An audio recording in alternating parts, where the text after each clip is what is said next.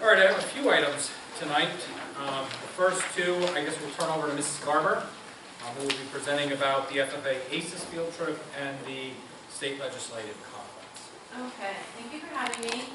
I'd first like to say this is my first full year as an FFA advisor, and I'm loving every minute of it. We have an excellent, outgoing group of kids, and they're making it a lot of fun. So we're looking at two trips. Our first one is the ACES conference. That's the Agriculture Cooperative Establishes Success Conference. It's designed for FFA and agriculture education students in high school from 9th to 12th grade. The focus of the conference is preparing students with leadership and professional skills for personal growth and career success in the future. It's a quick trip, only about 24 hours, but it's extremely effective. The kids always got a lot out of this trip from what I've understood. We'll be leaving February 25th around 9:30 and getting back on the 26th at 11. It is in Harrisburg at the Sheridan Hershey Harrisburg Hotel. The cost is $75 a student. We do have some students that want to go, and I have some businesses that are willing to sponsor them. So we know many students that money is an issue. We're working through that problem. We have a lot of sponsorship. Do you have any questions, concerns on that? Right now we have a list of about 10, but we're still getting permission slips in.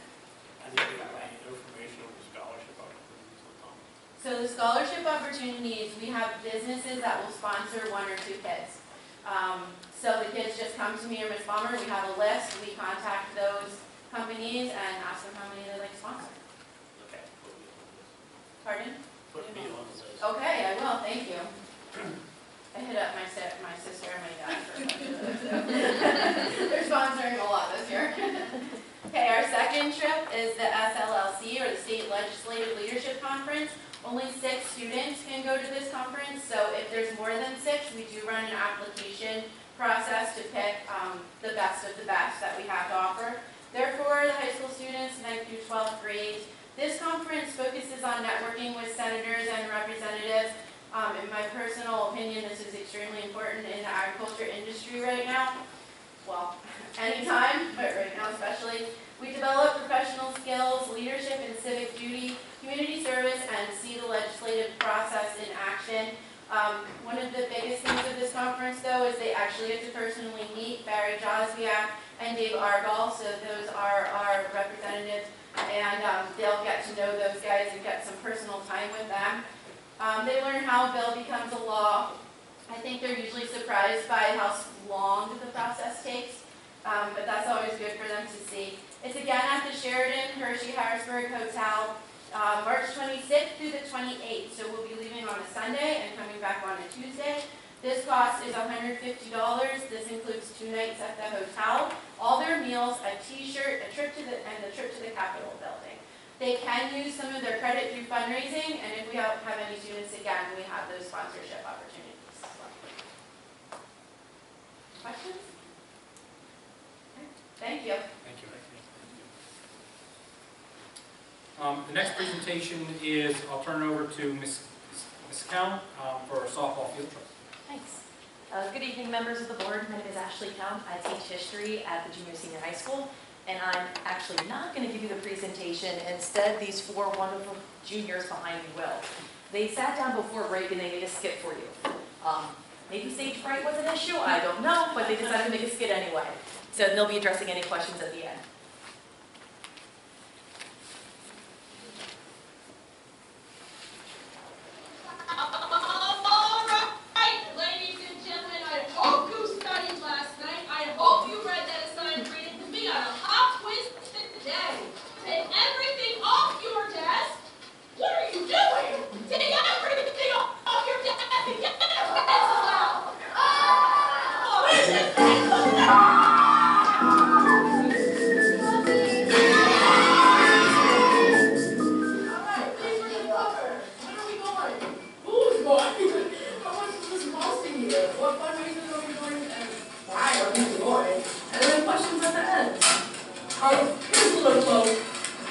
Life is a journey to be experienced and not a problem to solve. So for 2024, for our spring training, we are going from March 14th, and as of now, this is our current schedule. that are in grade school 8 through 11 who have good academic standing, and 13 athletes have shown interest so far.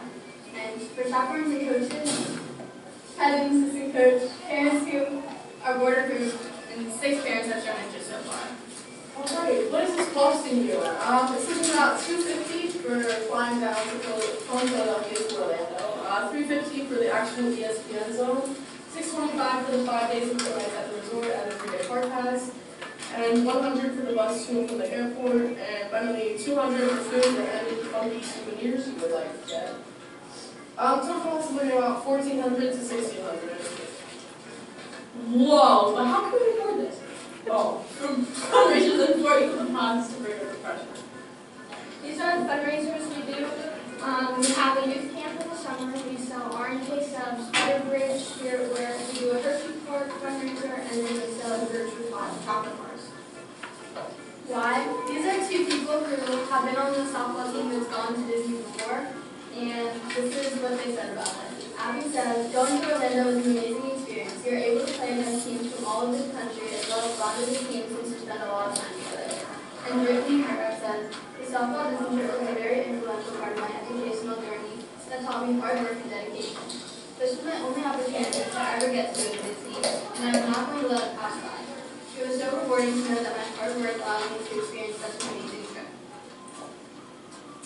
More reasons why we're going. The fundraisers really make you work hard to be able to go, so that they help you set goals. Softball, we're strengthening their skills while other teams can't because of the weather up here, and you're able to have a lot of fun and make a lot of long-lasting memories. Who was the money in the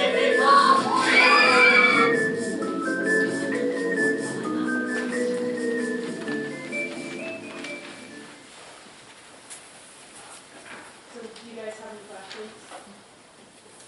Your fundraisers that you do, are they for individuals or is it a group fundraiser? Well, we do individual fundraisers basically, but there are some group fundraisers that we do. This is for the whole team. That you split up amongst everybody gone basically? Is there anything else?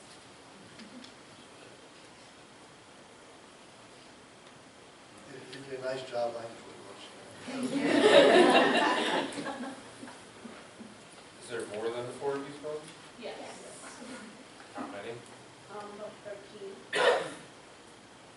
What grades are they? Mainly juniors, seniors? We're juniors, but next year we'll be seniors. As far as the kids that are going? Oh, it's 9 through 12 of next year. So if you pull in the 8th graders this year to help do fundraisers and say be 9th graders next year? Cool. Down there, do they play games or do they just coach, like coaching skills? Well, we do have a practice, and then we do scrimmages then. So then once we have our practice, we'll do our scrimmages. Do they have a coach that works with you or No. not have? It depends on where. Like at the ESPN zone, they've experienced going to Universal Studios, which I was through a private organization.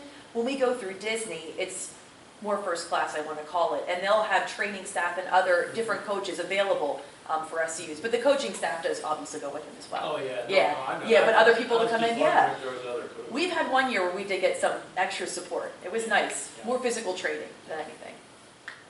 Your busing seems like it costs a lot more. Yeah. We didn't want to ask anything extra, so that's what we're estimating. I think anytime we can do something that's a good opportunity, it's an opportunity for you guys to grow in a different way, so I think all this stuff is good that was presented all three. I know the 2 FFA trips are excellent, I know the softball's been excellent over the years, so it's very good. Thank you. Hey, and thank you, Mr. Bass, for driving us last time. That was fantastic to have.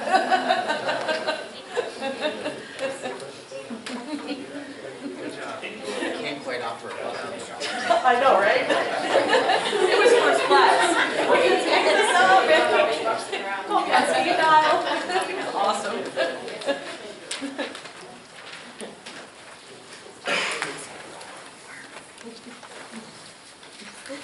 Okay, so those 3 trips will appear on on the agenda for approval for next meeting. I think you'll notice that the FFAs are for this year, and then the softball is for next school year, so they have time to fundraise and get ready. The kind of speaking about the 2024, Dennis and I are kind of going back and forth and working a little bit on the school calendar. I thought I would have one to propose, but we're still trying to finalize. What we're trying to do is figure out how we can maximize some professional development within the calendar. Right now, we have 2 days up front, and then we have a day in October, a day in March, and a day at the end of the year, which leaves huge gaps. And even the October one, what they've done for a decade plus, they've done county-wide in-services where all of social studies or all the PE teachers or all the family consumer science teachers all get together, and that is great opportunity for them to network and meet in the county, but then it's another day that we don't have professional development within our staff. So what we were looking at and trying to do is, are there ways that we could insert half-days? So we have a half-day in February, we have a half-day in May that we've done. Some districts are doing, where they bring them in 2 hours every couple of weeks. They bring them to a 2-hour delay, or they do an early dismissal. The problem is, to do 2-hour delays, that's tough on parents to then get their kids. If we do them every couple of weeks, a half day, then you also need to, look for childcare, and it disrupts the schedule. So what we've been going back and forth is, how can we structure them where they're convenient times, or if they're around maybe a planned break already. And so we threw out some ideas to the association leadership, and just looking for them to give some feedback. So I don't have that, I haven't gotten their feedback yet. We want to meet with them and kind of go through where their thoughts are as well on the professional development. Where it tentatively lands is, and we try to line up as best we can with BCTC. BCTC is starting that Tuesday. We started that Wednesday, that fourth week in August. So it would mean for us August 23rd. For BCTC, it's August 22nd, where they're looking at, where that then tentatively puts us at our last day of school would be May 31st.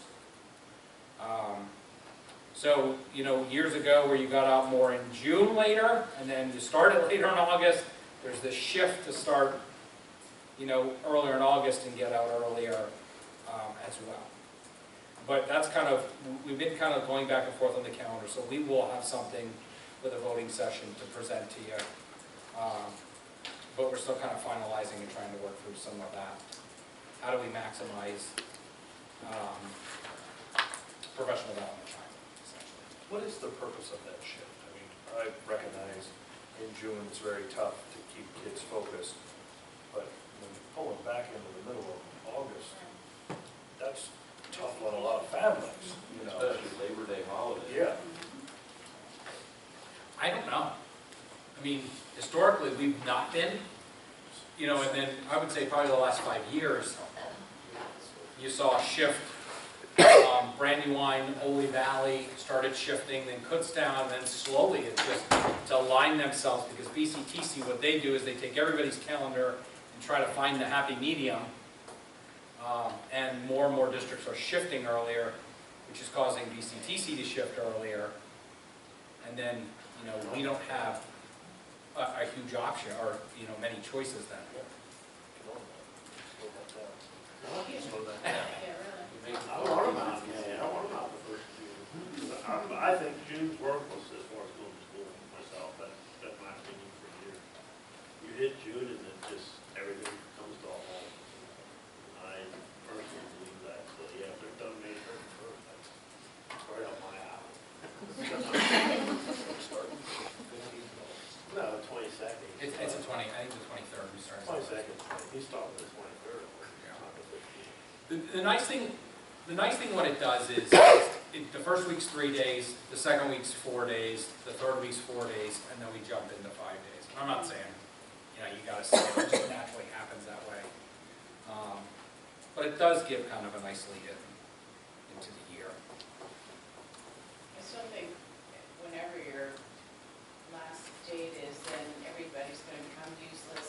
week or two before that, because they're anticipating, you know what I mean? Like, I'm sure weather does play, you know, part of it, the more, I guess, the more they wanna be outside, but You're it's gonna happen. gonna be real close to Memorial Day. Right.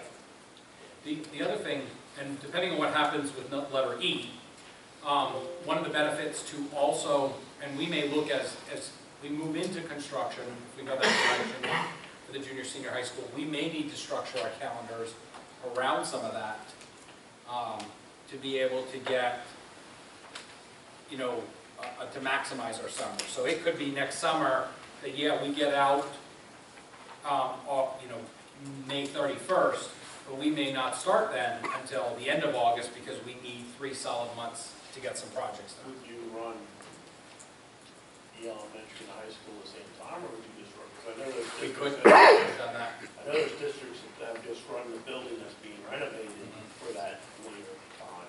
Yeah. And, you know, that just that building for 2 weeks, and the rest of the school still went normal. Yeah, and we could look at that as well. I'd shift that to Tom, but for transportation costs. But yeah, that I think Hamburg did that with their elementary. So we're still working on the calendar. Before we get to the high school project, I will say one thing to celebrate is we did get conditional approval for the parking lot. It's just, you know, they had the documents were mailed to them to get officially the stamp, and then we're good to go. But we have everything checked off and ready to go for that, so it's just the weather now has to cooperate. And the high school project tonight, over the last couple of months, we've been working to redevelop a plan that falls within our budget. You know, last June, July, to get an unexpected budget that came in 15 million over budget was kind of a hit. Tonight, we've spent the last several months to get to this point where, you know, in a couple minutes I'll turn it over to Jeff to present to you. We think with this plan, we've hit the mark. We have substantially reduced square footage in the building. We've substantially reduced the price tag. We've erased that average of 14 million. I think we're closer to anywhere between 15 to 19 million that Jeff will show you shortly, that we've been able to scale back.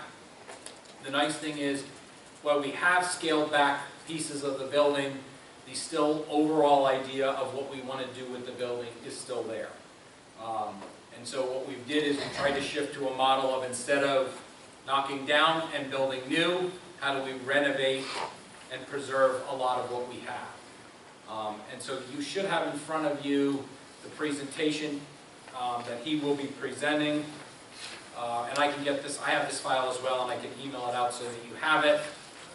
But Jeff's going to present a number of things. He's going to show you what the new building or the floor plan will look like. He'll show you then where we currently are. There's a percentage of the original plan that needs to be revised. We'll go into what the new budget is, the new timeline, and then what the fee structure. I know that's been a question that has been asked several times, as well as what's the cost to get us to that point as well. So I will turn it over to you, Jeff.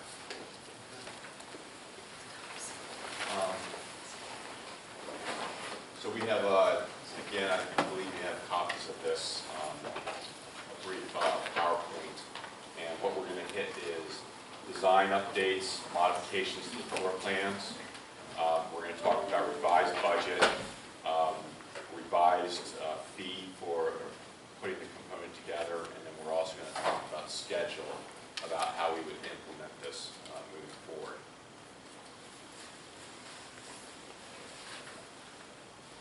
Sorry, just get my bearings.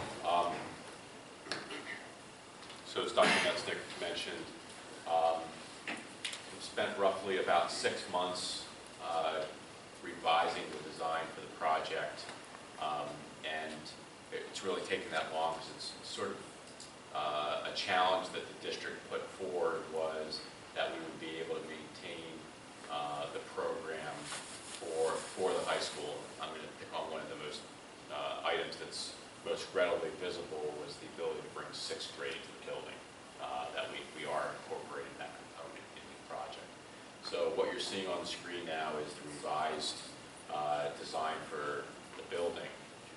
Just the color coding, the blue is new construction, and the white is, for all intents and purposes, areas of the building that are not changing substantially. And then the orange is programmed in the existing building that we're really revising from more of a new construction to renovation or a complete change of how those sectors of the building were laid out. What this has roughly done is allow us to reduce the overall square footage of the building by about 50,000 square feet. So the building had been about 260,000 square feet. We're down now, it's actually, we're roughly 205 to 210. But conservatively, we've removed 50,000 square feet of the building. The other component that was mentioned was this whole center core of the building used to be new construction. Essentially, we were going to remove that and build new construction. We're now working with the existing footprint. So you'll have a cost savings for renovation over new construction. But we'll get to that when we talk about the cost breakdown for some of the cost savings. This is sort of simplified document, the color coding with the new construction versus renovation, but really to simplify this is in the current floor plan, we're revising 58% of the building, okay? So any of the sort of darker color, the sort of tannish orange, those are areas of the building that are changed from the existing footprint, okay? So for instance, the whole 6th grade classroom wing, this is a complete redesign of that area. We're going to be maintaining that center core that I mentioned instead of it being new construction. We are going to be utilizing the part of the tech ed wing and converting that to the performing arts instead of it just all being new construction. We will still be building a new band room on the front in order to meet the program, and we'll be revising the technical education wing of the building. We're also revising what is the current library in the building, and in the current configuration, that will be maintained as the library within the building. Okay. And then the lighter areas that you're seeing, for instance, what's currently sort of the middle school wing at the back of the building. Generally, we'll be maintaining that design throughout some of the gyms, the kitchen component, as well as the auditorium, and then some of the classrooms up front. Programmatically, to talk about this, we are still going to be laying out the building so that it works as was designed previously. The goal that the high school students will generally be in the back corridor along with the 3-story tower at this location, and that the middle school will be in this sector of the building. Yes? Just while we're talking about the tower, this is designed so that we can, if we have to in the future, add another tower without much Yes. revision. I mean, can we pretty much be satisfied with? Yes. Yeah. The other tower was originally in this location right here. You still have that corridor set up, and one thing that we've talked about is not downsizing the stormwater on the site. So essentially, the building and your campus would be set that if you wanted to add that 3-story tower in the future, you could, and the stormwaters would already be set up for that, based on current stormwater regulations. You know, what if they could change, say something in the future, but essentially we're designing that you would have that capacity. And if we would want the same design as that tower, that would pretty much be already figured out, that we could just, what would we have to do to start with that? I mean, essentially, you would have everything in place. Yeah. You could utilize those drawings. I mean, who knows if it's 10 years, 20, 30 years, 40 Yeah, no, I years know. down the line, it might change, but at least the building would be set up. If it's set up to make it easier, so, in the future, it's. Something that we might want to do, and we've had a little bit of discussion, is we might want to at least dash in location of future addition on the bid documents that we would develop. I've seen that before where we've been given drawings by a district. We might be handed drawings that were built 30 or 40 years ago, and as soon as you receive those, you see, oh, they had planned for a future addition. You might change your mind, but at least that sort of sets and lets somebody know in the future that that was the plan.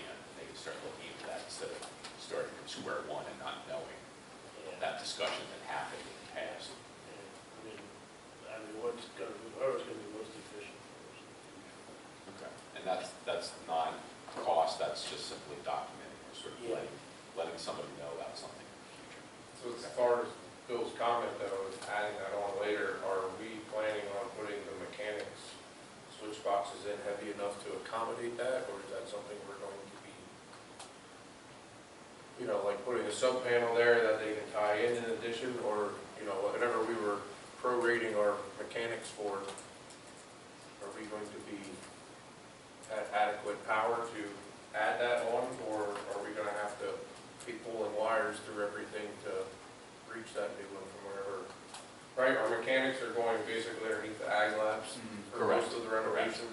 Correct.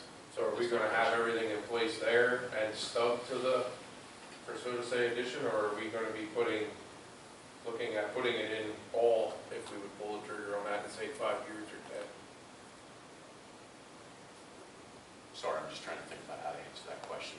The stormwater that's the easy piece. Yeah. It's been designed, the infrastructure's there. The ability in the mechanic room for that switch. The ability, is it going to be there, or is it? I guess that's where I'm hesitating a little bit. I think we should have the ability, I don't know if we want to have the expense of switch gears sitting there. What if you put the conduits in a while? That's what I mean, like the conduits, whatever we're pulling, the main feed, is that all going to be able to add enough room in that switch boxes? I mean, I don't know that we're far enough along, but does that lower section have a drop ceiling in? Or is that open ceilings? It will be exposed in those mechanical rooms. Here's what I would. No, I meant in the hallway to run could you run the conduit above your ceiling easily later? Or does it make sense to put it underground now? So. I think the question is, do you think we're actually going to add the tower in 5 or 10 years? If not, we're going to add expense that we're never going to use. I agree with, let's make sure, We have the room for let's make sure our switchgear can handle the extra whatever, Yeah. 200 amps, 400 amps, 1,000 amps, but I don't think we should be putting all sorts of. I wouldn't run the wire, but and at wire in, and 20 years from now, nobody ever does anything. So. It depends if we're really serious about adding that tower. Let me try to answer a couple of these different pieces. It's easy to pop down to a conduit. Yeah. Yeah, it would just be tile. Let me see if I can answer a couple of these different pieces. Sorry, we sidetracked you already, Jeff. No. I would not, I mean, you're going to, let's sort of try to answer these in different pieces. First, you're endeavoring to move forward on a pretty large project. And let's just, it's putting a large financial commitment on the district. That has been loud and clear in the discussions that we had. So first, you're going to be doing a large project. Second, this is stepping more back to a feasibility stage, but we have we haven't completed the feasibility study, but we have recently looked at your enrollment. You're not having substantial growth that in the next 5 or 10 years you would be doing this addition. I think that's pretty safe to say that there wouldn't be a need for that 3-story tower in the next 5 to 10 years.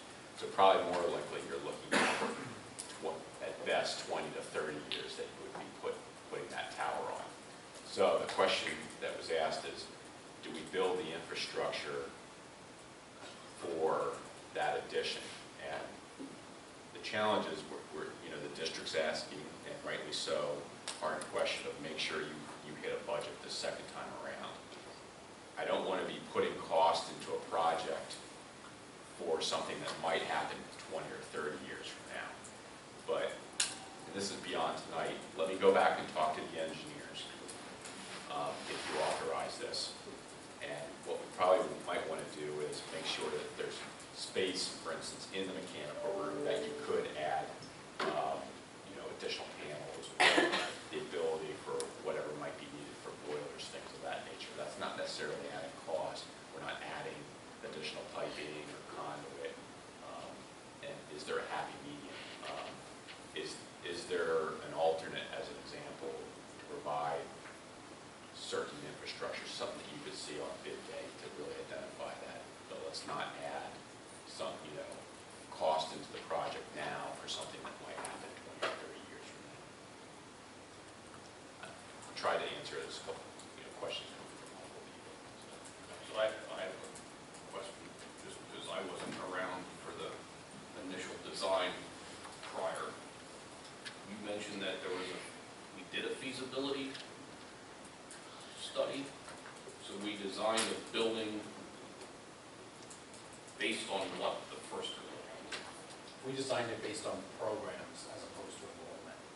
Okay. So what programs do we have, what kind of spaces do we need, based on the programs we're offering, and not necessarily on the amount of kids. So we didn't increase the square footage because we have 500 more kids. We increased it because we looked at our family consumer science, that's undersized. We looked at our science labs that are undersized. So we've taken that approach. So there wasn't a count change, it was Right. more. Yes.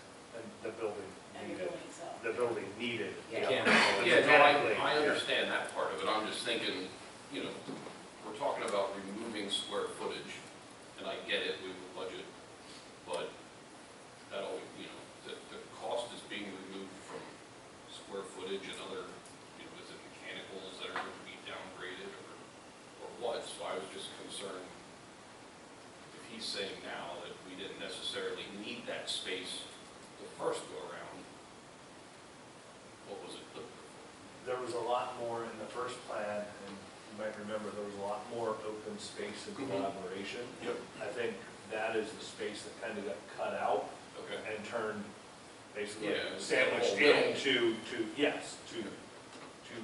true your four-corner classroom type space. And we did have this plan, you can see it, obviously there were 2 towers, there were 21 classrooms, 21 classrooms between the 2 towers. Previously, all of this was getting demoed. And you can see we're back to classrooms again here, there's a classroom there. That helped kind of recoup that. In the last, with the 2 towers we had, there might have been 1 spare classroom on each floor. This, when we move in on move-in day in December of 2026, I think it is, 25, all classrooms, all spaces will be occupied. Now, that doesn't mean that we can't absorb a growth increase because our classrooms will still be able to handle more kids inside them. Programmatically, all the spaces will be taken. If you look at the very top, there's a dotted line there. There has been some discussion in an alternate that do we look to add those 3 extra classrooms back, 1 on each level, as an alternate, and if the price came in, advantageous for us, does it make sense to build those extra couple rooms at that point to buy us some space?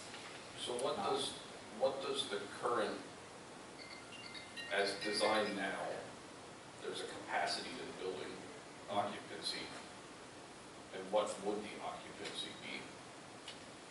Like what do we have now, and what's this building capable of handling? So some of the difficulty on that is, well, there's 3, just big picture, there's 3 main reasons you do a project. One, you have a population boom. That's not occurring here. The second, which was mentioned, was you're meeting a program for the building, which is, a lot of the reasoning here. And the third is your infrastructure, your finishes, everything is frankly just aging out. Systems can typically last 20 to 40 years. It was really a merger of both 2 and 3 on this project. You've got a lot of systems, for instance, the roof is beyond its end of life, as an example. Finishes are very dated, or frankly falling apart. You've had water breaks in the building that's damaged the building. The other part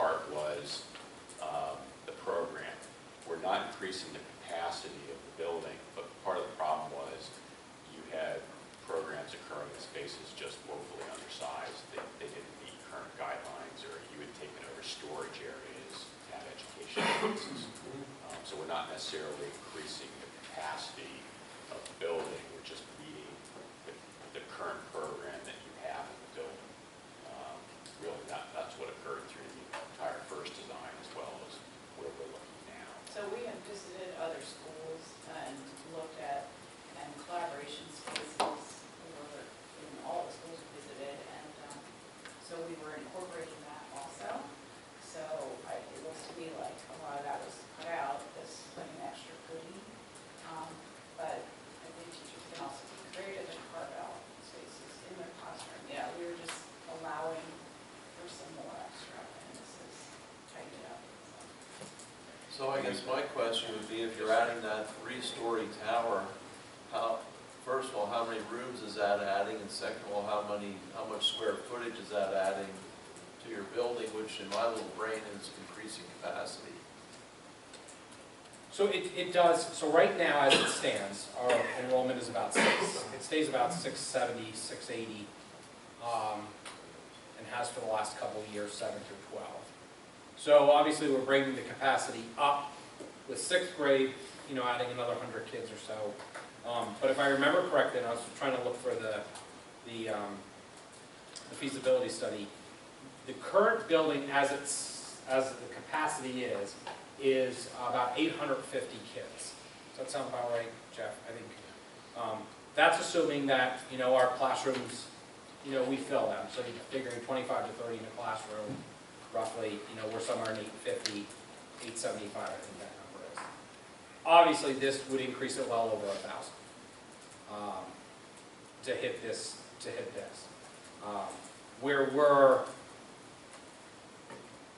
Where we were trying to shoot for is to look at, you know, a lot of our, you know, bring a bag because that was up there. Our ag facilities are in desperate need of upgrades.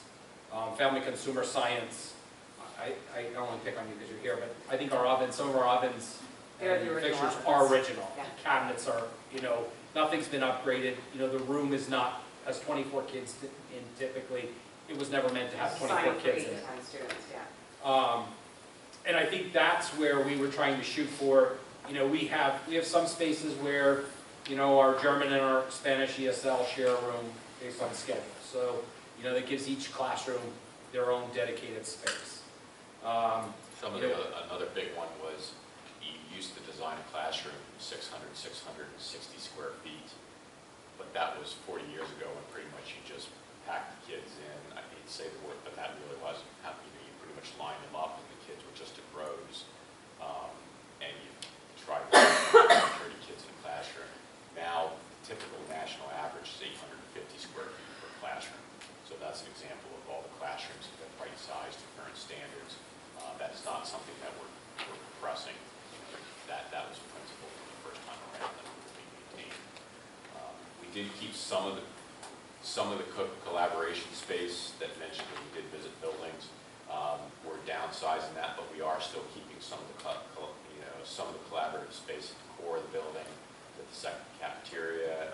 We also have some additional collab at the back of the building, so we are maintaining that, but at a more limited amount throughout the building than we were previously. And this is a discussion, frankly, that we're having with all districts right now with what's occurring with the market is the inflation that's occurred is how can we pull back and still meet your educational program. All the new construction classrooms are 850 feet then? Yes. And some of them are larger because, as an example, I'm sorry, it's on cursive. I mean, a couple of these are science classrooms. Yeah, no, the classrooms. Yes, the classrooms are meet that requirement. Actually, they're 860 square feet. So, In the front of the building, Jeff, since we're not reworking that, will we still keep that defined entrance for junior and senior high? I don't know. I mean, obviously, you don't have much new construction there to work with. well, you know, before you had to, I don't want to call it a random entrance, but it was clearly the entrance of the building. yeah, the two, my cursor. These two red triangles are the two primary entrances. And we actually are still planning that we would not be changing the front of the building, so that design that you've seen on the front before Okay, but will still so that occur. has the defined. It just not, previously it went through the entire back of the building, the whole way back. Now it's gonna be more in the front, which is a large part of the reason is to get that larger auditorium as well as define the entrance. That was one of the problems is, somebody that doesn't know the building drives up and there's multiple. Exactly. There's multiple entrances. Where do you enter? This will be very clear and match the renderings that you saw previously. It's just a matter of it's going to be stopping this component and essentially at this location instead of going the entire way back through the building. Now, in this, we shifted, instead of doing a dedicated middle school entrance to the left, we shifted it to the front at the end of the day, when we were looking, how do we reduce, or we were basically replicating identical offices across the board, same workrooms, same conference rooms, same everything. Can we take that space and kind of get multiple uses out of it? There will still be, at that point though, there would be a defined middle school and defined high school entrance, correct? Yes, that was one of the discussions was, it was asked, and this might have even been separate from just trying to tighten up the program, but it had been discussed that merging the two offices, essentially this is the high school and this is the middle school side, and that this would be the main high school entrance and this would be the main middle school entrance. Essentially, the kids would come in, go directly back to the rear of the building, and then the middle school would come in and then immediately be able to turn into their sector of the building, and the two groups would not interact. So there's two other red arrows, their entrances also, are they The existing? left one will be the junior high one. They exist. Okay. Yeah, you'll The still left have arrow this is where we entry, bring but kids in now. yeah. That'll become the junior high, or the middle school entrance, and then the right will be the high school entrance. In this footprint, does this allow us to have then two identities for a high school and junior high? I think, when we've had a lot of conversations, we've gone round and round with, and I think the general consensus, and I won't speak for everybody, but I think the general consensus was, this makes more sense than separating at this point. I think some of the discussion in the past, I think where Justin's idea was to take over the middle school, he wanted a separate middle school, with Chris taking the high school. Discussions with Chris and Neb, they like the fact that, they would be separate, but yet they're still only a door away from each other if they needed to work together or collaborate. So I think from our discussions, I think this allows the building to operate as two separate entities, but also kind of as a cohesive unit, if that makes sense. As far as the state's concerned, it would be two separate It could be entities. two entities. And then do I see the 4 courtyards remain? Is that what those X's are? Because I know originally it was talked about possibly turning some of that into classrooms. So the issue we have with the courtyards are, when we were driving a bulldozer through the center of the building, it allowed us to knock out essentially 3 courtyards all at one shot. But we're trying to preserve punching holes into it and preserve construction. So it will require that center one right here does go away. We're going to take the middle school cafeteria. It'll require us to punch through the cafeteria at some point into there, but the disruption is not. Essentially, we were just taking this whole section down. This one, and that one were gone. By not doing that, the courtyards stay there. And that's just one of the challenges that we were trying to look at how to be most efficient with construction. We did have discussions about infilling those courtyards. The problem is, how do you get materials into those courtyards? Infills become extremely expensive. When you're removing that whole area, then it's different, but there's cost implications to that. So some of the discussion was, instead of trying to infill some of these courtyards, you can see like the 6th grade wing here. This is more of a straightforward addition that will be put on the end of the building instead of how you get supplies into the core, either busting out walls or craning them into that building. The one exception is going to be infilling the middle school cafeteria, which will also be a collaborative space that we are going to have to go through here. But some of the discussion was because of the work that we're doing in the kitchen complex is very intensive. It's a new kitchen, so we're already going to be heavily demoing that area. So it's to bust through there is not that difficult. Versus here, we're trying to more maintain the existing fabric or layout of classrooms. So to tear through those to get to courtyards becomes more cost prohibitive. So where are the lockers for the middle school, just in the thought, again, of maintaining some separate, because that was a concern when we talked about bringing sixth graders up. I understand what you're saying. Yes. But you talked about, like, there are doors that we're going to close off hallways, is that, did I hear that right or wrong? Or? Yes. We still do see this being the high school locker rooms in general, and then we're showing middle school lockers essentially, which is similar before. This is the middle school, and then this becomes the high school. I think she's talking like hallway lockers. Well, Yeah, I'm talking like I'm your sorry, the hallway, I doors. thought you were talking Sorry. two things, No, okay. I was no. going to ask the doors separate. We are still planning that lockers, for instance, it's hard to see here, but the reason these walls look much darker down through here is we are still maintaining lockers at this location for the middle school, and we are maintaining lockers down through here for the high school. And we still do have the separation, for instance, here's a set of doors here. It's a little hard to see it here, but we are still maintaining that ability to separate and have the ability to lock down sectors of the building. Okay. And that doesn't have and again, this plan has moved very quickly in the last month and a half once we finally got to a program that we think met everybody's expectations. Do we need to adjust doors, things like that? Those would be things that we would address moving forward. Okay. Okay.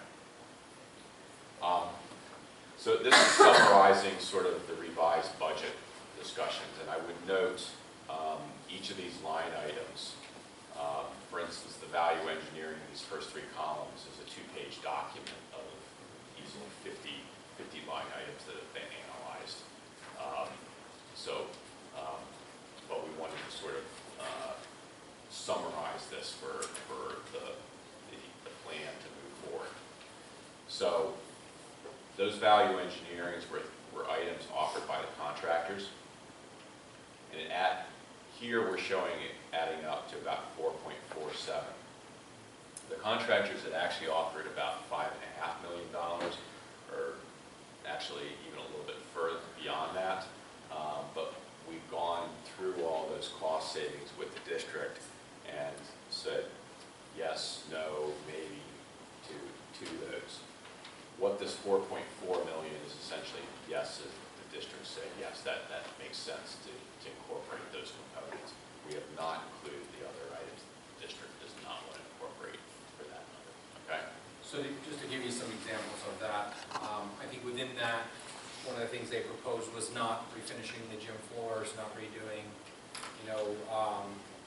walls, lighting, the bleachers, some of that stuff we said, in the quote-unquote new gym that was done in the 97 renovation, yes, we definitely want, those to be redone. The bleachers in the old gym are fairly new, they've been upgraded, they're in decent shape. That might be something we put as an alternate, and we don't include in that.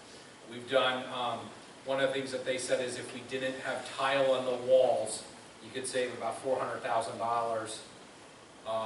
What we opted for was the $250,000 option to save, because the 400 plus said basically when we patch a wall, when we take a door out and patch it or fill it in, we're just going to paint that wall. So we're going to try to make it look as untouched as possible, but you're still going to identify there's a door there. Where the tile, we went with a bigger tile, that could cover that area to make it look a little more uniform and done. So those were some of the things that we looked at as we went through. The loop road around the back was something that, you know, we could take out, and that would have added $60,000. Well, I think our discussion, both with Jeff administratively, but at the board at one point, is you're never going to be able to put that road in for $60,000 again, so it makes sense to do that. So some of that, you know, where Jeff mentions this was a little over $5 million. We went through and looked at what made sense and didn't to pull out. You know, one of the things was totally eliminating the greenhouse. Well, the greenhouse is an important part of our curriculum. We said that needs to go back in. So those are some of the things that brings that number slightly down.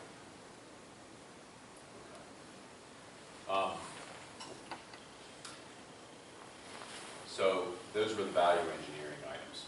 The second of three is square footage reduction and then new construction to renovation savings. Okay? So we're going to handle these two separate. The first was essentially we removed about 50,000 square feet of building. I reduced the overall site from 260 to roughly 210,000 square feet. Okay? Based on bid day, that should be about $12.7 million. Okay? And what we did actually is the contractors did not break out new construction from renovation. So that is just straight up, if you take the overall square footage of the building, based on the reduction, it should be a savings of 12.7. That's important because the new construction is, you know, the renovation's lower than the new construction, so that 12.7 number might actually be higher, but we're trying to be as conservative and lock in on what we know. We know what, yes? And that's based on the cost they gave us that day. That's based on the cost they gave us on bid day. So if some of our costs are a little bit cheaper, that'll be higher. That is the hope, but I'm trying, I understand. You know, I guess, yeah, what I'm trying to get across to you is, I know for sure what that number was on, we all know what that number was on bid day. If I just take a straight up cost per square foot, which is the more conservative, it yields what, a $12.7 million savings. Because we're reducing new square footage, it should be higher, but we're going to take a conservative approach there, okay? And hopefully some of the material costs have declined a little bit. And I'll talk about that. Very, very good point. This estimate that you see up on the screen just assumes that we are in the same market condition that we were last summer.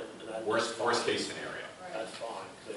The market should be better. Everything we're hearing is better now, but I don't think any of us want to take that for granted. Let's plan on the worst. Till we bid again. Okay? So this plan is, how do we identify what we're going to reduce to be more or bring the cost down? The next item is, okay, we removed 50,000 square feet of building, but the other one is, and this probably that center core that Andy was pointing out is the most obvious example. While we've removed 50,000, the square footage of the building, there's more renovation than new construction. So we reduced 50,000, but it's really about 80,000 square feet less of new construction. So there's a 30,000 square feet delta of what is now renovation instead of new construction. That should generate $2.4 million worth of savings. Okay, so that's the third piece. When you add these three numbers together, the subtotal of cost reduction should be $19.6 million. So that should be conservative. We know these were hard numbers provided by contractors for the value engineering. We're going off of the more conservative number from bid day, 12.7, and we have this 2.4 for the 30,000 square feet that's now renovation through construction. So it should be $19.6 million that we reduced the budget.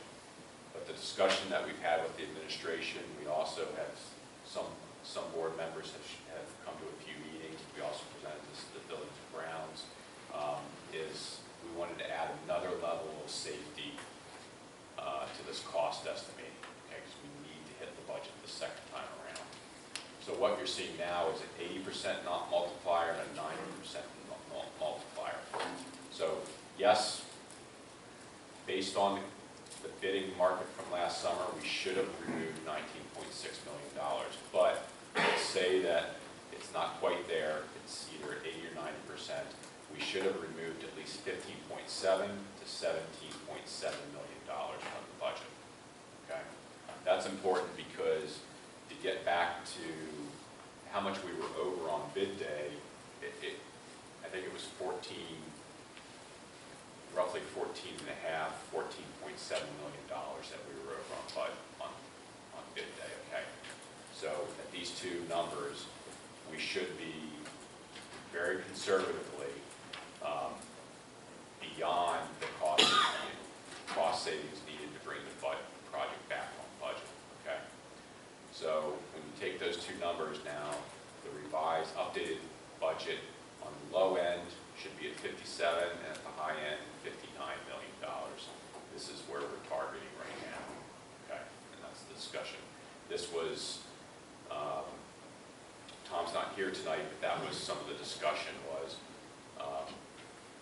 until you got beyond that $14 million range, the project was not, I don't want to say not achievable, but budgetarily it was not achievable. The district was looking for us to at least take $14 million, but really try to get much further.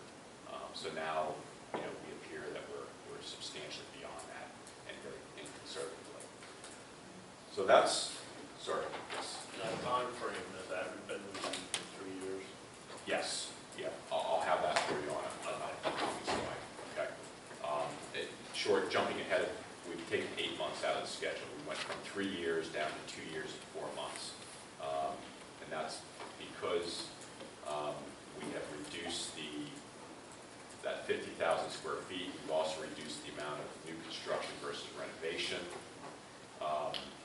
We frankly had some hard discussions with the administration, with us, with the owner's representative, who's here this evening, about how do we attain that 2 years and 4 months. And even at meetings, some of the discussion was, we talked about reducing the schedule, but frankly, I was the Debbie Downer of just saying, hey, I'd like to commit to that, but until we can prove it, I don't want to say that can occur. We have proven that can occur now. Okay, and we'll come to that a little bit more later. Okay. So the next component, and so first that floor plan, and then that budget took many months to get to. Frankly, we struggled back and forth. The next component is the redesign fee, and this is something that we have been struggling over the last month. And we have spoken and had some very direct questions from the Buildings and Grounds Committee, even just this evening. What we've done is our original fee was based on a percentage. It's typically how the market conditions occur. What we stepped back was, instead of doing that this time around, we did more of an effort-based. And what that means is we are identifying specific people or staff positions that would be involved and really looking at exactly how many hours need to occur for that to occur. We're trying to be as efficient as possible. And what that's allowed us to do is, and I think this is part of the discussion this evening, is board members have already, sort of asked very hard questions, but really opening it to everybody here is, is this,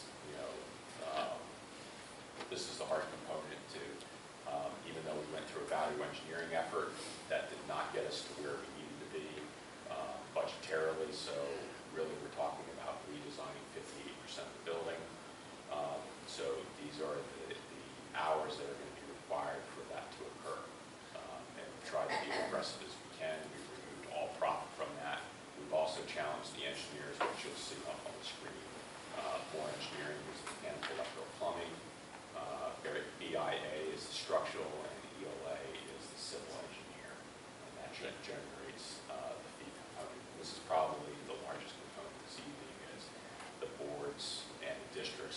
authorization to proceed. What we're stating is we already have a contract in place. Essentially, we have a supplemental phase for redesign that would be implemented. And this would be a not to exceed component of the project. Okay. Next was the schedule, which had been asked briefly. What we're tentatively looking at, obviously we're presenting this to you this evening, is schedule-wise authorize to redesign the project, but really this sets up the entire schedule, okay? We would go essentially through a 5-month effort. In May, just like we did last time around, we would come to you in May before we would go out to bid, but we would receive final authorization to bid the project. We would also do a second Act 34. Your solicitor has stated that they'd like us to have a second Act 34, just public presentation of the project, which we would do. And then tentatively, we would go to bid at the beginning of June. Essentially, it's going to be about a 5-month effort to produce the documents to go out to bid. And then we have started laying out tentatively bid receipt would be in mid-July. Special board meeting in July, and we will work those details out with you as moving forward. And then potentially the board would authorize the project contractors August 1st, and we would issue notice to proceed to the contractors in August. What that sets up then is 28 months of construction, so 2 years and 4 months construction period.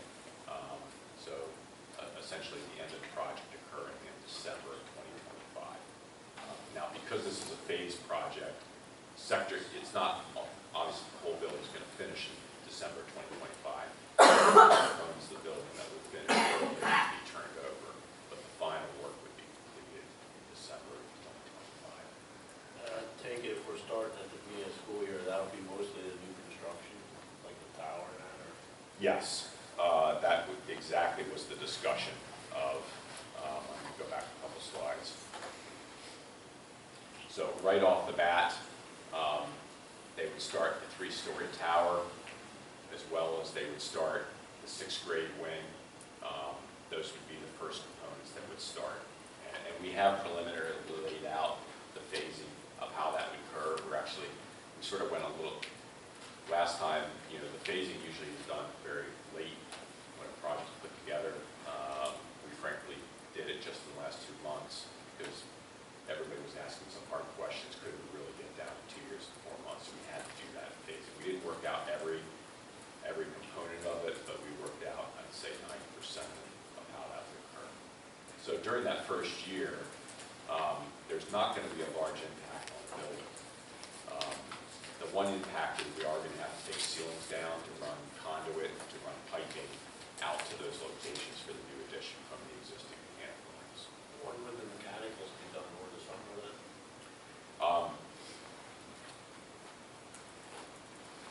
Some of the work in the mechanical rooms you won't be able to do it just in the summer. But the advantage is you've already got the mechanical room down there, and some of it is, and there's not a lot of room, but there is actually a lot of storage occurring down there. So we would clear it. The discussion we've had with the engineers is we'll probably be setting some of that equipment. We'll also probably be running some of the equipment down through the hallways while school is in session. And that's something that we have to work out.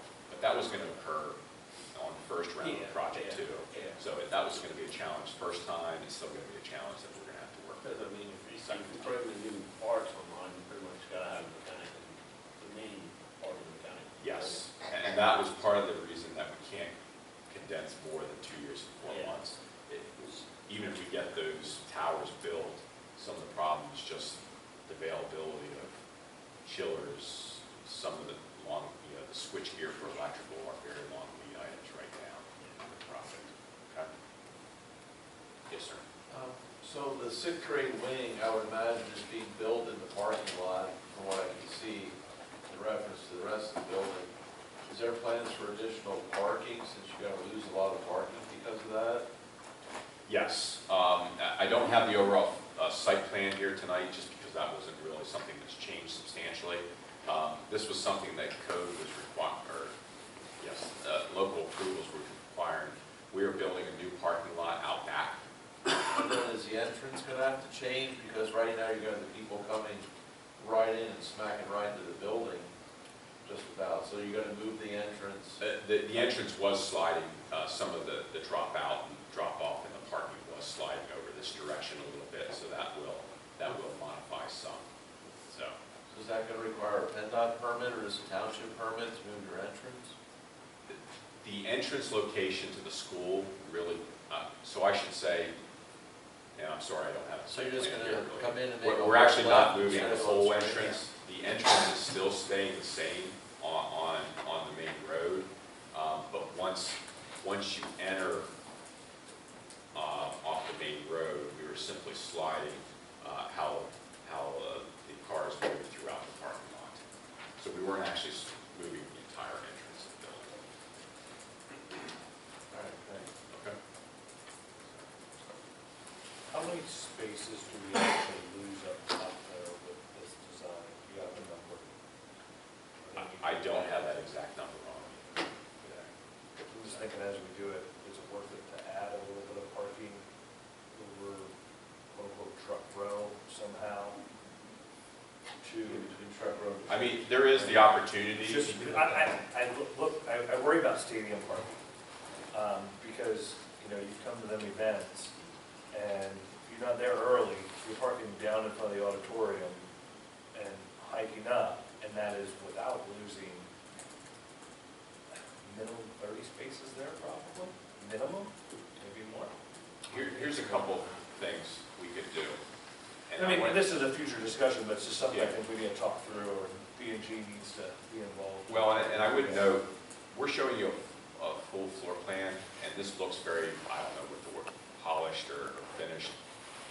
Just like we went through an evolution last time around, you know, what we started out with wasn't exactly what we went to bid. Now, I think there's not going to be as many changes this time, but we'll still go through some evolution. Example, exactly, you know, do we adjust some doors in the building for security purposes? We're going to have that discussion. Parking lot, we're removing a lot of building right here. Do we potentially add some parking at this location? That's something that we could talk about. The other opportunity is with the loop road going down around the back of the building. It's not just the parking lot out back, but there's no reason that you can't be parking cars along that loop road, which is going to pick up 30-some spots and still keep the loop road open for traffic to move by. So those are discussions that we can have. And that's going to be an opportunity, and that loop road really was a large discussion last time of now it's really difficult to access those back fields. Essentially, you're walking down through the grass, where that loop road is going to make those fields much more accessible. At the same time, it's going to have additional parking available to serve up to the stadium. And the cost to make that loop road a little wider to accommodate that parking is not going to be, in the grand scheme of things, isn't going to be that detrimental. I think it was already wide enough. It was 24 feet wide that you could park along one side of it. Discussion again, I want to hesitate this time around. We're going to be more methodical. Let's not just widen the loop road, whatever, 5 feet or 8 feet. And maybe we want to look at it as an alternate or something, but we're going to be much more direct about controlling the scope on everything. My point is, and I'm just 1 of 9, but I don't want to see less parking at that stadium in the same amount of foot traffic area. However, we have to look at that. And if that, if that has to be looked at in the 59 million or whatever, as an alternate, whatever that is, I just think that's important. Again, that's just my opinion. I agree with you. There's so many. Yeah, graduation, that's a fine example. I mean, graduation, and I was early and I was parked down for. Are there bid alternates? So the original bid package that we had an administrative. No, we nixed that. We had We did I talk suppose about, there was an athletic field, there Yeah. was some other, I think we still all have some of them alternates. so I talked to Jeff about leaving that stuff in there, just to get a price. I mean, I think, out of all the stuff, I think the field was probably one of the best prices for fields that we could have gotten at that time. When you put the lighting piece to it, it then bumped it significantly. But, you know, the tennis courts came in at about $260, which is about on par with what it was. So that's what we had talked about, leaving that in. Now, the garage does stay in this plan. So the one alternate that was in there was the maintenance building. Now, that garage is something that could be, you know, if we do build a maintenance building at some point somewhere, that garage could be converted over to ag for, you know, any kind of shop. We could still let that maintenance building in there this time around. Yeah, yeah. And see where it comes in at, see if it comes in reasonable. So if you're planning on relocating the tennis courts, could the tennis court area be turned into parking? Yeah, the problem is the tennis courts are very remote right now. No, I mean, where the current tennis courts, if the tennis court's gonna be relocated to the other side of the school, can the tennis courts where they are now be torn away and turned into parking? That's what he's saying, it's far away. Yeah. It's down, it counts towards parking spaces, it wouldn't count it. Yeah, it's sort of way off the shore, You but could it's use it, but substantially out Their there. baseball field people might there. not wanna hike. That's Aren't the current tennis courts still between the stadium and the Shakerstown Road, or are they moved? No, they're back off School Road. Oh, they're sorry. down the side. They're actually on the west of School Road. I guess I just drive past the school lately. And part of why we looked at, and this is where we have to look, part of why we looked at moving the tennis courts are the amount of excessive water. Yeah, They are badly cracking, and because if we update them there, I'm afraid it's gonna make them. yeah. Well, maybe the electric to the baseball field. It was in there. It was. sorry, I didn't get the question. Electric to the baseball fields for, I think we talked about, Didn't our maintenance people actually look into that currently? I think there was discussion of us doing it. Yeah, I know we talked about it they at were one of not the meetings sure. about looking into doing it Internally. internally, but Small adjustments for conduits, things like that, we can talk about. Again, this is gonna be my mantra this time around, we're gonna watch every single thing. But we can have those discussions. Maybe one takeaway for all of you is, the civil engineer said if you want to keep those alternates that were designed last time, they're done, and they've been approved by the approval agencies. And we didn't get final sign-offs because we would have, to execute with contractors, but essentially everything's in place for those alternates. The work's all done, there's no reason that we can't just bid those again, and that's a choice for all of you to make a decision, one way or the other. So, okay. So tonight, you're looking for us to give the okay to keep this project moving forward. And then, I suppose, Mr. Heck, give the administration the ability to negotiate the fees and buildings, along with the Buildings and Grounds Commission committee. So we should vote on that tonight to keep things moving, even though we're not in a voting session. So we should have a motion for that if everyone is in agreement to move forward. Is everybody okay with that? What Kyle will be referencing is we do need to, so our current contract covers a percentage fee. We would need to put an addendum or an amendment to that contract that would set it to a per hour fee. Now, those fees are already outlined in our existing contract. It's just then switching it over to, it's not a percentage, it's now an hourly based fee. So instead of, yes, as mentioned, before it was an hour, or I'm sorry, a percentage that he didn't adjust it as the scope adjusted. Now it's an effort-based fee. So essentially, we'll lock in a number for that phase, and that's what it will be. It doesn't even, if you adjust one way or the other, the scope, that number does not change because the effort is set in place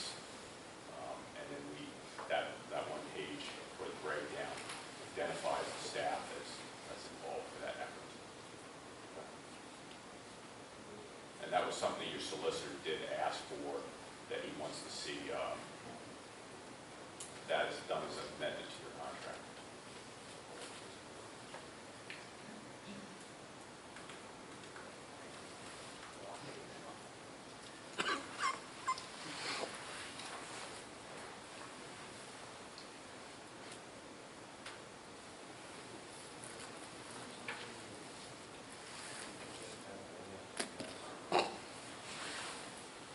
I'm going to make a motion that we move forward with this high school renovation project with the presented materials, and that the board and the building and grounds committee will stay on top of these fees.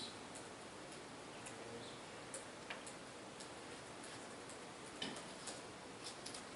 it sound good? I need a second. Palmer second. Any comments? I think if we want to hit a good bidding window, I think it's a good, might as well keep moving on it. Because costs are down now, although hopefully we can hit some of that. And we are, I mean, I don't like the fees, but it's better than starting over. Yes. And I think we have a solid direction. Hopefully with Crabtree, Woodall, and Davia, guidance, we hit the target this time. Do you guys feel confident we're? Yes. That's a simple answer, yes. Okay. Yeah, I think we can't keep dragging this on forever. Make it We've break. been building and building since I've been in high school. Really? Really? No, because we have it on. Well, and now just the system, we have to do something. Okay. Roll call. Petrick, Yes. Feiler, Yes. Rissmiller, Yes. Heck, Yes. Bats, Yes. Kaufman, Yes. Palmer, Yes. Thomas. Yes. That ends my report.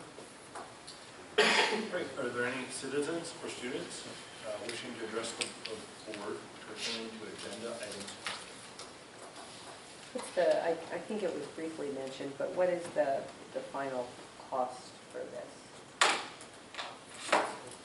The revised So we budget. won't know that till Sorry, bid didn't day. answer that.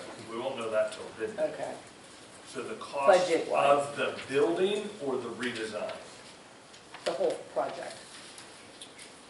So we're currently looking for construction only, the range would be about 55 to 59 million, and then we have about 20% soft costs. So we're somewhere, between 66, 67, 72 million.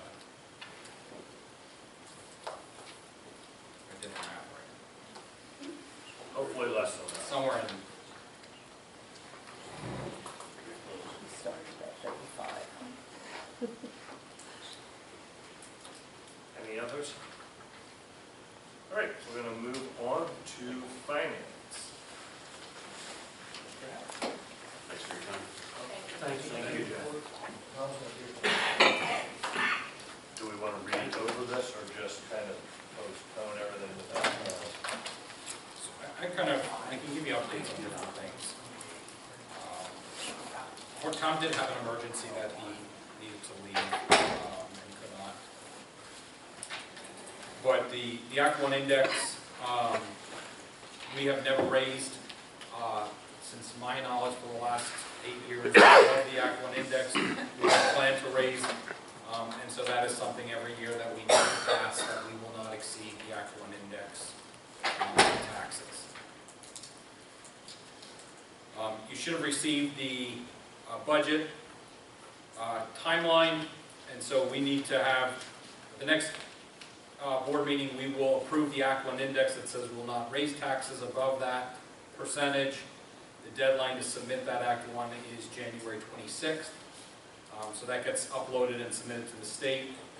Starting next week, the administration will start to have meetings from January through March where we start going through building budgets, we start going through staffing needs, staffing concerns, where do enrollments look, where, are we going to have to take a look at, needing 2 teachers per grade level or 3, depending on the building. March, April, we'll meet and convene with the Finance Committee to go over that and kind of get the direction of where the Finance Committee wants to recommend, if we're looking at, tax increase, staying the same, or tax decrease.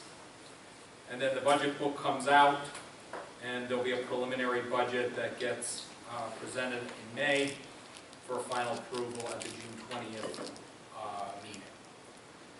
And as of right now,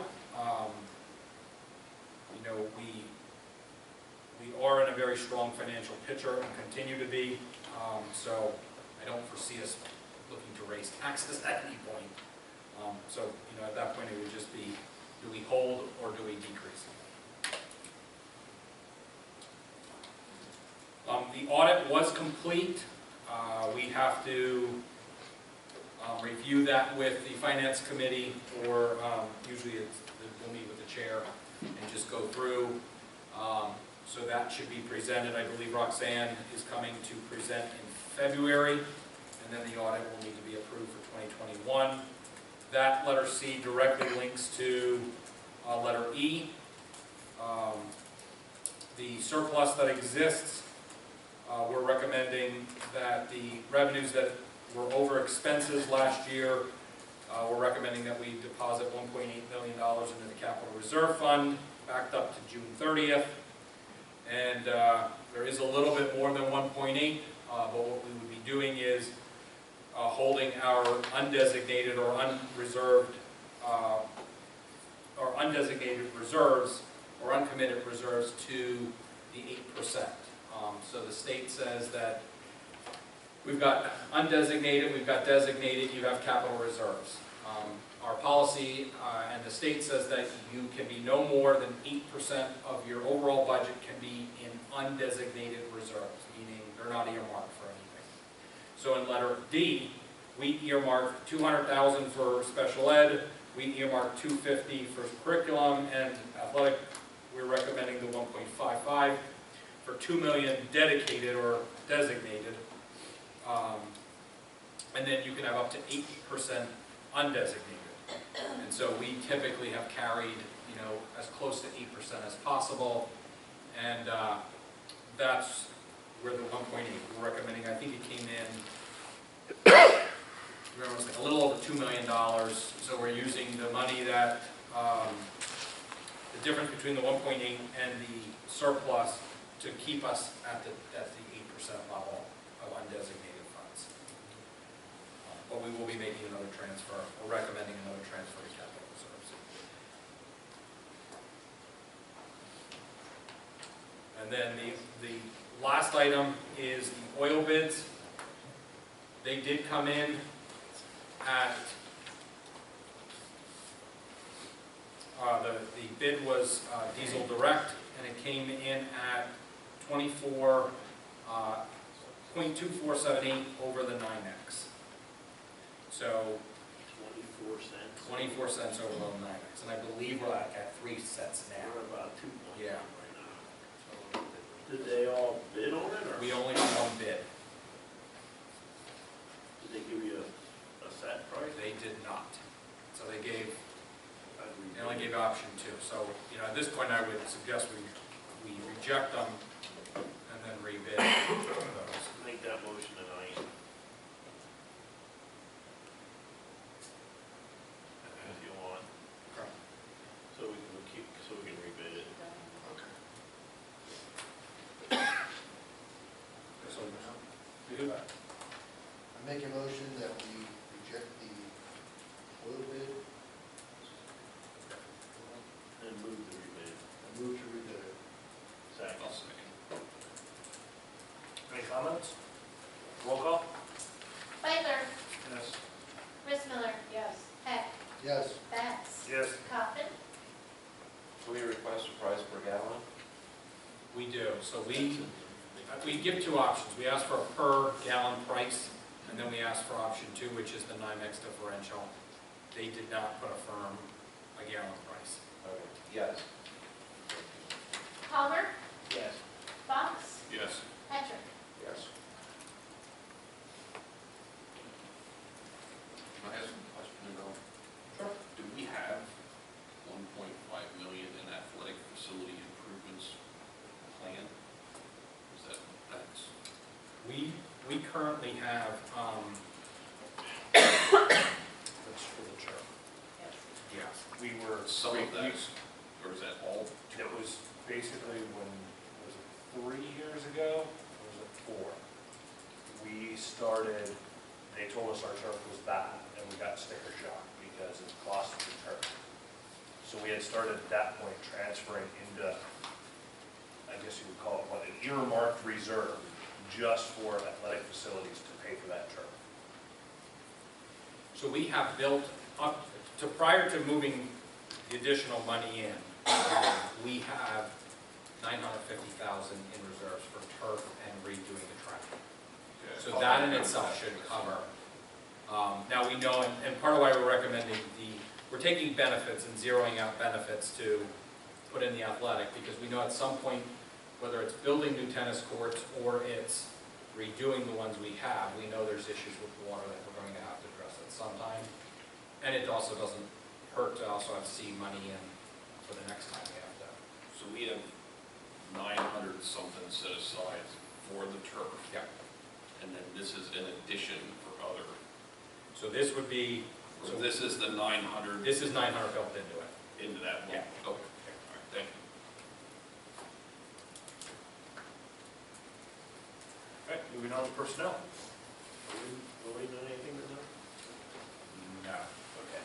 Just the volunteers. just volunteers. Okay. 5A is approve the suspension of current district policy as it relates to medical benefits for district staff. Current and full-time, future full-time employees shall be offered full medical benefits on their first day of work. B, approve the following professional staff salary adjustments based on their attainment according to the collective bargaining agreement as listed there. C is to rescind the following 2 motions as listed there. D is to approve the following recommendations as listed. E is to approve the rate increase for Clifford Acre from $20 per hour to $21 per hour based on receiving this public pesticide applicator certification effective 11/5/22. F is to approve the following employment as listed there. G is to approve a supplemental contract for the winter coaching position as listed. H is to approve supplemental contracts for spring coach positions for the 23 sports season, as listed. And I is to approve the following, and I'll make that a motion, I move that we approve the following volunteer for the remainder of the 22-23 school year, as listed. Next item. Any comments? Roll call? Chris Miller. Yes. Heck. Yes. Bass. Yes. Coffin. Yes. Palmer. Yes. Fox. Yes. Petrick. Yes. Tyler. Yes.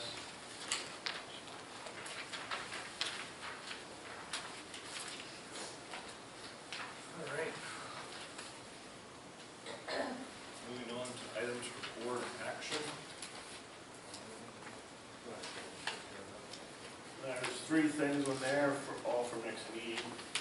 Is to approve the appointments for board committees for 2023, approve the board representatives on other boards for 2023, and also to approve the recommendation to use the law firm of Cosmo Style for 2022-23. And also in your packets tonight is the list of the committees. If there is something you don't want to be on or want to be on, just get with Andy or myself. It's pretty straightforward. I think it suits everybody, but if there's something different, let us know. Have we ever requested proposals from law firms?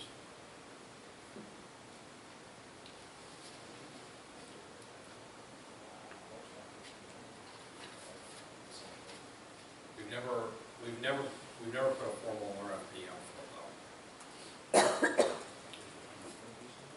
No. Architects we interviewed. I forget, was that like 3 months ago we approved, those staff for another year? We usually do it right around this time period for the year. Yeah, it just, it was only a few months ago. Last February we did it. Yeah. Somehow along the lines we got on. I think we approved professional rates for the upcoming year. Yes, No, that's still on, that's part of this. That's part of this, yeah. Really? No, I remember it too. there was something that. We approved the firm to represent us in a matter.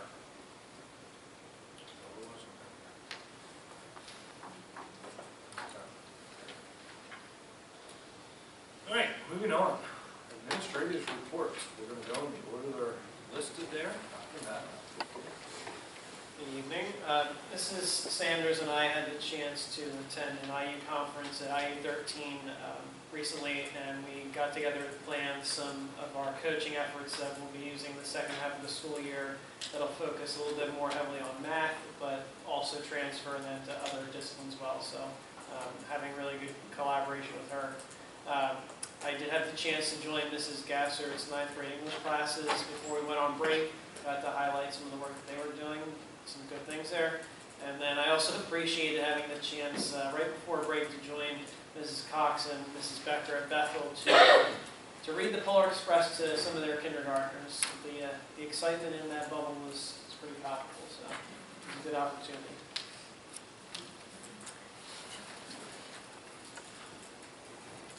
Mr. Peters. First, I'd like to thank Matt Schrack, Kaylee Klauser, and Diane Herbine for putting on a fantastic 5th and 6th grade concert right before break for us. This Thursday is going to be our first Student of the Month recognition dinner, where we're going to recognize those students that earned that distinction in the first quarter. Another exciting partnership that both elementaries are going to be partnering in is a partnership with the Goggle Works. We've reached out to do a after-school program for our students K through 6. They agreed to come on site for 1 day a week for 2 months to offer 30 students at each building the opportunity to take one of the Goggle Works art classes at their home building, which kind of defers the transportation costs for parents and as well as the district. Ms. Babson. So Brian Foreman, our art teacher, shared some exciting news with me before winter break. One of our students, a 3rd grader, Liam Stickler, placed 3rd place in a poster contest for Burke's Benefiting Fawn. He was one in over 800 submissions, and he created a poster to empower students to move forward in adversity. So thanks to Mr. Foreman for helping support him doing that submission as well. I also wanted to shout out Mrs. Tilden's 3rd grade class. They gathered donations in their classroom to send to one of her students' stepfather, who is stationed in Kuwait right now over Christmas, and so they sent 3 large boxes over there over Christmas break. And to interject and say that Andy and Joy each year when you send Christmas cards to us, and I mean this year it just seemed chock full, like you put artwork wherever you could, and I was like, I love it. All over it. Because, it's different students, different buildings, and it's just fun to see. And different levels. Yeah, and different levels. Yeah, it is neat to It's see. really enjoyable. And I will say, every year it seems like we were getting less and less artwork. But Brian did send us a lot of artwork from the elementary, which made it probably the hardest we've had to do it, which was awesome. And we this year changed to BCTC prints for us, so as part of that or something. Yeah. Mr. Hamlin. All right. Good evening again. We have a couple of exciting things coming up. I know the kids are extremely excited. The FFA is attending the PA Farm Show the 9th and the 13th. I know they're really excited about that. Next week opens up our STAR and CDT assessment window. Students will be taking the next step of the CDTs and the STAR, but for me, it's exciting, and I know for the other administrative team. Following that assessment, we do our data meetings, which gives us an opportunity to sit down one-to-one with our teachers and make data-driven instructional decisions. It's a really good conversation that we have with the teachers, building that rapport with the teachers to see instructionally where they're going to be heading moving forward. And I also wanted to do a shout out to Jody Menser, our head custodian, part of Matt's team. The woman does so much for our building and for our teachers and for our students. A little bit of everything between maintenance and salting and shoveling and taking out the trash and cleaning up. She does so much for our building and for our staff and for our faculty. So just wanted to give her a shout out. So thank you very much. Good evening, everyone. A couple things from the junior high. I've referenced the Tulpe Pride Points in the past. I want to give a shout out to Anaya Gray and Katie Batts, who were both the Pride Point Students of the Month again for December, having earned the most Pride Points. Big shout out to Carrie Lehman, the Pride Point Teacher of the Month, for giving out the most, actively encouraging the students to go out of their way to show their Tulpe pride. Upcoming trip on Tuesday, January 10th, the 8th grade class will be going to the PA Farm Show as well, in addition to those attending the FFA.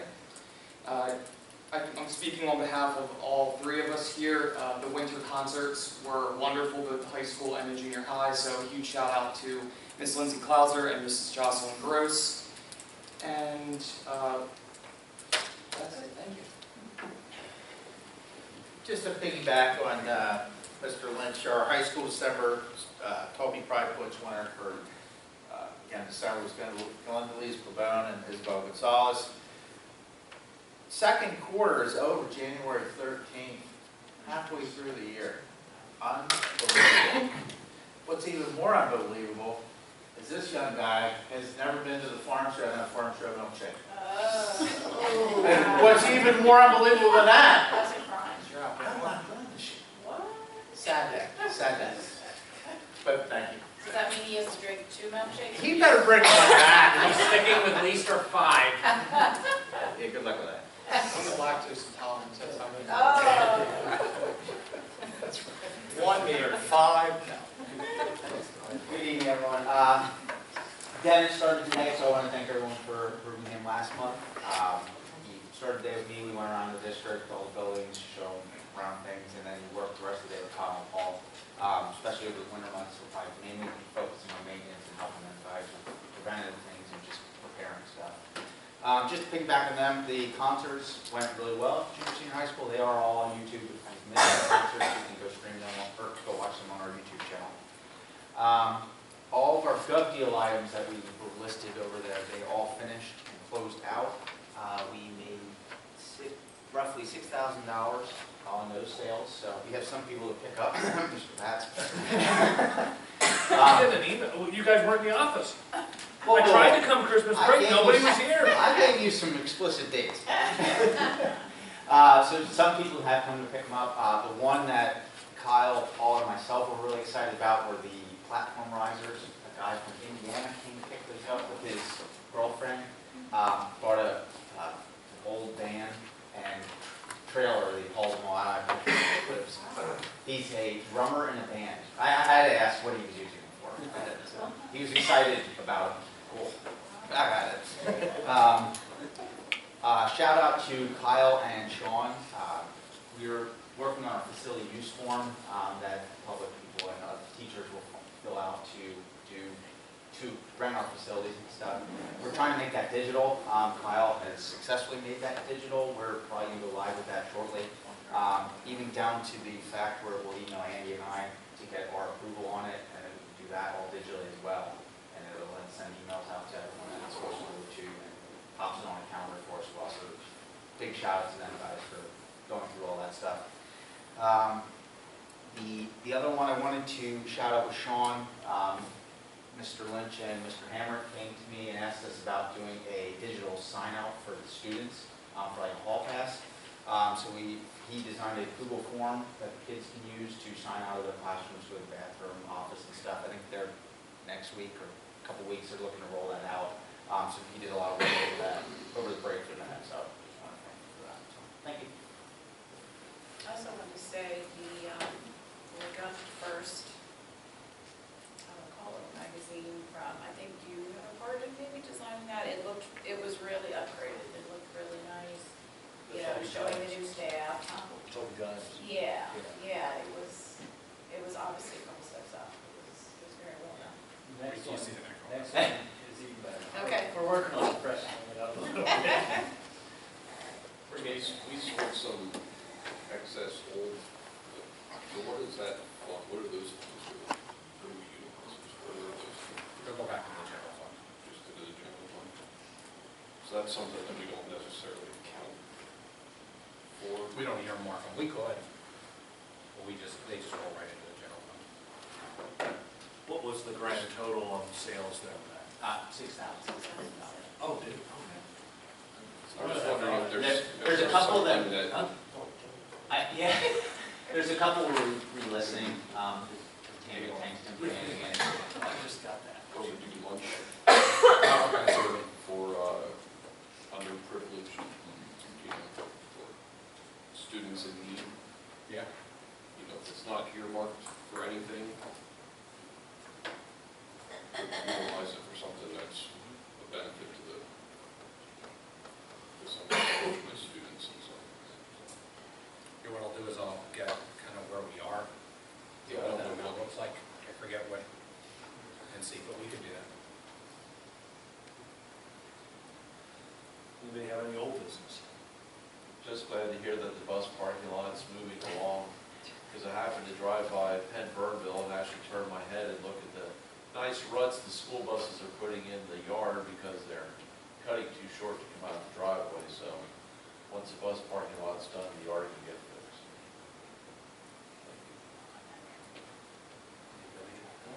Any new business? I have one comment to make about a virtual day, Friday before Christmas.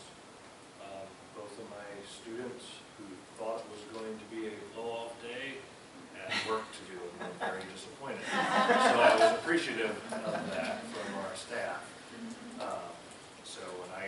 I'm still a firm believer, I think we should utilize more virtual snow days type thing to preserve days of break and whatnot. I still think we should revisit that, but that is my opinion.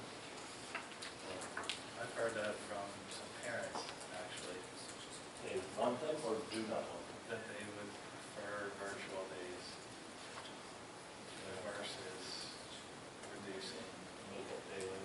There's probably a mixed bag with that, because I know that in my household, it's a struggle, because we both work and we have to try to, they go to a last minute sitter or a grandparent's house, trying to get them to sit down to make sure they get through. I get it, I agree, get the school in and get it done, but I'm sure for some parents that's a mighty struggle to get a sitter or Maybe whoever just if they're a little bit more of a heads up. I think the call I went out. Dave, We went out on Wednesday. Yeah, for Friday. Some of the feedback that I've gotten has been more on when we have ice days, that, they're supportive of a snow day when it snows because people go out and shovel and then they can play in it. But when you have an ice day, they're inside anyway. I was gonna say, it's almost, some days it's weather dependent. If you get 3 foot of snow, the kids won't go out and play in it. Right. Let them go out and play in it, but if it's, like you say, ice or rainy, that ice, like that Friday was just miserable. Or any more of the prediction on the snowflake, we'll just cancel.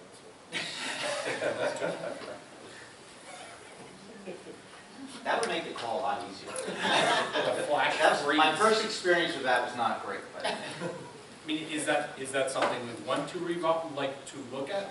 Do we want to open it up to, if it is an icy day, on icy days it makes sense, on snow days it makes traditional. That's something else. A day like that Friday, people are going to be outside no matter what, if you could help it. Right, you're not, yeah, they were saying down the road. Yeah, right. Mhm. Sure it is. And I think if you're gonna do it, you just either do it all the time, not, well, it's gonna snow today, so we make it up, now it's gonna rain today and freeze, so now we're virtual. I think either you go completely virtual on those days or you don't. But that's just my opinion.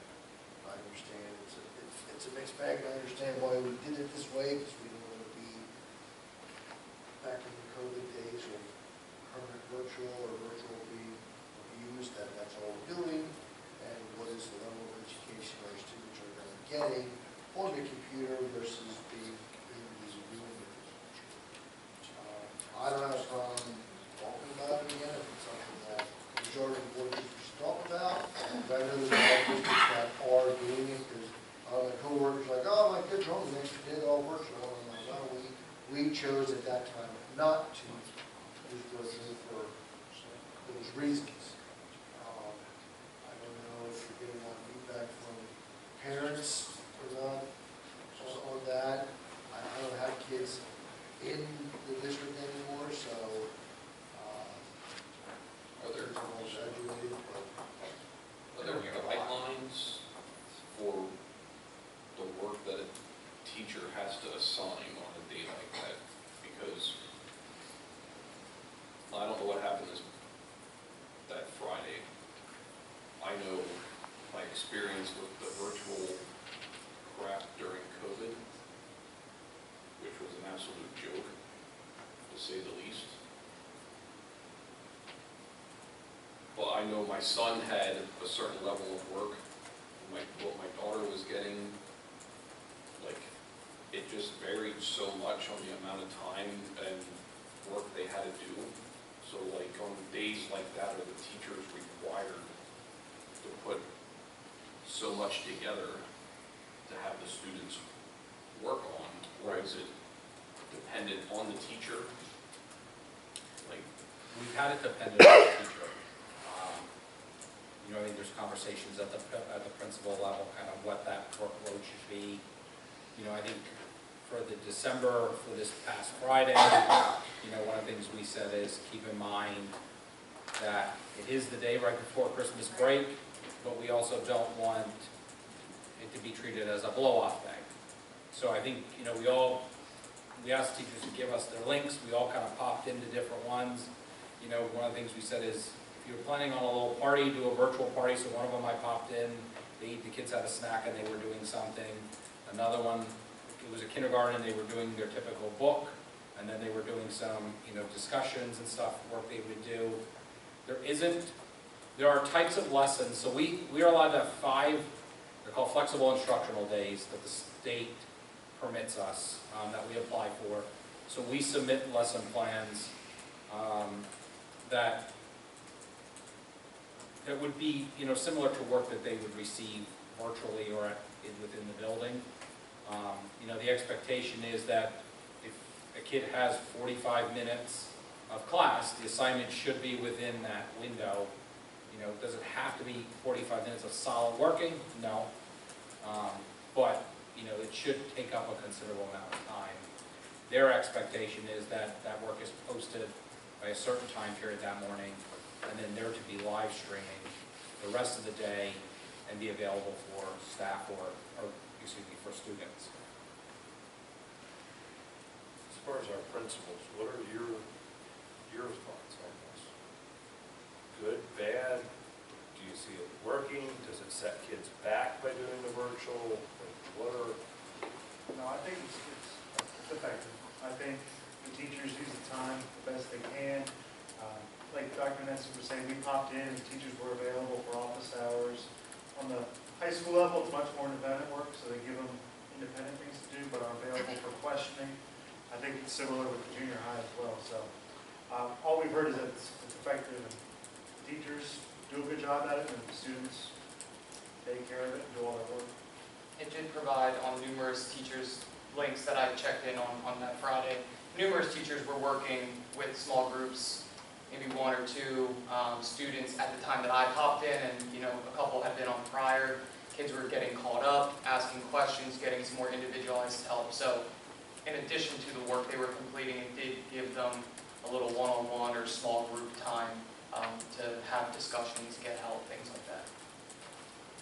Yeah, I saw quite a variety of things going on Friday. Part of group discussions to like that, hey, we're gonna get together at 10 o'clock, come say hi. And then a lot of individual conferencing too with kids that were sent home with work and maybe needed that extra assistance.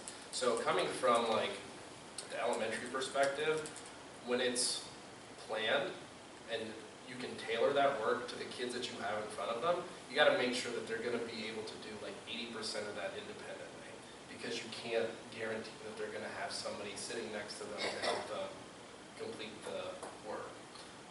So having that heads up is definitely beneficial, because then teachers can curtail what they're actually giving kids. It's not just a one size fits all. Here's what everybody's doing. If you have questions, just log in to ask questions. So it's really hard to give a heads up on snow days. Yes. Correct.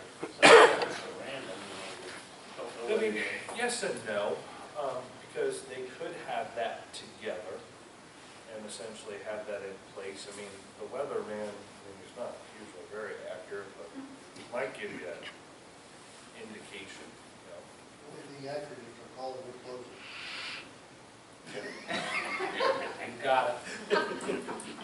Well, and there are some districts that give packets. At the start of the year, you're handed a packet, or at parent conferences, It's you're really handed. not We've tried to, what they're doing that day. I think, to get this point, when they have that, like we had 2 days essentially heads up from staff, they could, and I truly believe for most snow days, we can be prepared for that.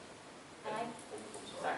And our teachers now kind of have a bank of lessons that are already done virtually, so it's not they're starting something from scratch. There's already a basis there. So it's not the night before they're coming up with brand new lessons. They all touch on everything. I would say the same, like from an instructional standpoint, from a classroom community, like relationship standpoint. I've hopped on to a lot of Zooms where kids had popped on because they had the option to, just because they wanted to check in with their teacher. I saw some of our specialists chatting with kids, drawing with kids, just because they weren't required to hop online, but they wanted to because they were bored. So they had that opportunity to create more of, a relationship with their teacher on a day when, if we weren't virtual, that wasn't an option. So I think from that aspect too, I enjoyed seeing the kids on with their teachers and with their classmates, showing their texts and, in that classroom community piece. We only have the option to use one more. correct. One of the other difficulties is the staffing. Obviously, we have the professional staff who can work at home, can work virtually. We have our office staff that work virtually. The administration works virtually. The one piece that's kind of the hang-up with the virtual days is our support staff when it comes to, our custodians come in, but then we have cafeteria and our paraprofessionals. And when we do a snow day, they make that day up, they get the pay. When we flip to a virtual day, it's a little bit more difficult. Is there stuff that parents could do that? Well, and so this last one, we chose not to have them. And when I put it out there to the staff, I said, it'll be on a case-by-case basis, or, kind of on a day-by-day, if you will. It was a half day, it was all independent, the majority was independent work, and there wasn't necessarily a need for the power support at that point. Moving forward, when it's a full day and there's a more expectation, I guess you could say, we will bring them in on a case-by-case basis. Cafeteria, there's just no way around that one. That's the difficulty. Now, what we've done over the last couple of years when we've had that is, a lot of the support staff was never involved in our professional development. So we're looking at that opportunity. Ways that they can recoup pay that way. At the end of the year, are there trainings that Jill can do at the start of the year that gains them that ability as well? So We do try to adjust, but there are times where they will take that hit, okay? And the bus drivers do as well, Yes. if they don't drive, they don't get paid. Right. So that's the one negative thing about the virtual days. And it's all over the county. Some of the counties, some have it actually in their contract, some districts have it in their contracts, that you have to exhaust all snow days before you can go to the flexible instructional. Some do all flexible instructional and then use their makeup days. You know, there's not a consistency across the district. And I think that spring break, a lot of times is needed for the students. You know, and I just think the Friday and the Monday with, you know, the holiday, and again, this is just me, one of 9, but it's just not enough for the kids to kind of disconnect and restart, and then you get that premature burnout that Bill talks about, you know, come May, they're done. I don't know, I I would say stay virtual is my opinion. You know, whether it's a snow day or an ice day, to stay virtual. That's my thought. Stay virtual, we don't have to take as many studies as that now. No, that's what I was honestly thinking that too. I mean, you don't have to know all, You could use some of that more as professional development. Somewhat of an Easter break, but don't keep all week. Yeah, and use some professional development time too, so. I mean, if you're gonna go that route, I'm not saying I'm in favor of that route, because I don't like it. But if you're gonna go that route, then you can change the calendar accordingly. Is this something we want to kind of go around the table and see where everyone's support is to either reevaluate or just kind of stop it, or think more about it and come back, or what do you? Bring it back. Yeah, I Put agree it with all that. in, bring it back. I think that's having that flexibility is a good thing. I wrote a very wise call that Friday. Yes, because no one was going to do anything outside of. But I mean, if I had kids at home and it, you know, there's 10 inches out there, there's no way. No way. At least on day 1. Right. You know what I mean? Yeah. Right.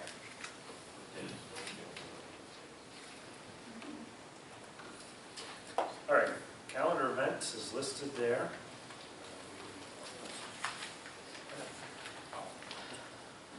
And is there anybody wishing to address the board?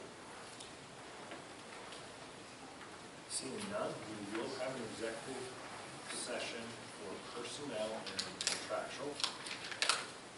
Looking for a motion to adjourn. Excellent. All those in favor, please say aye. Aye. Motion carries.